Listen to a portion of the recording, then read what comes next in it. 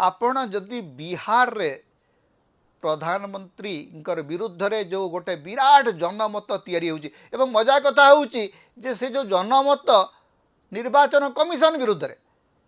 कारण निर्वाचन कमिशन गोटे SIR स्पेशल इंटेंसिव रिविजन करी 65 लाख लोक 65 लाख भोटर को बाद देइचंती ए घटना को लेकर लोकों भितर निर्वाचन कमिशन को प्रति राग अच्छी हेले से निर्वाचन कमिशन को प्रति जो राग सेटा आपे आपे नरेंद्र मोदी को प्रति रागरे रूपांतरित होउची कारण लोकों भितर गोटे वार्ता पहुँची जाइए जे निर्वाचन कमिशन नरेंद्र मोदी इशारा काम कर